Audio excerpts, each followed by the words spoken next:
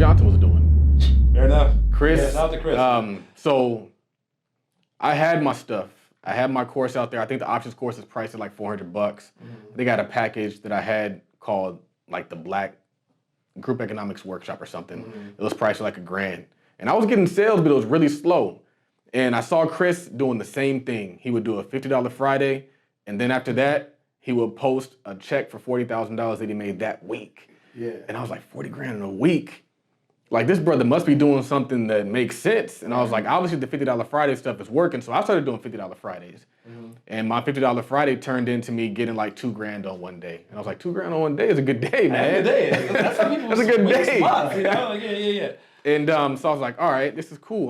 And I knew that like I would promote Monday through Thursday, run a sale on Friday. So if I got 1 or 2 sales per day, Monday through Thursday, I'd be happy because I knew Friday I was going to hit them hard. Right. But I noticed that when I just took everything and I just made it affordable, I got way more sales.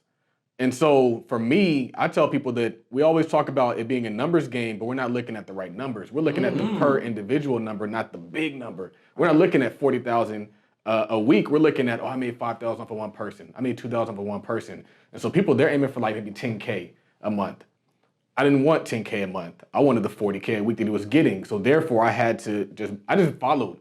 Like a lot of times what people do is they don't do it until they understand it.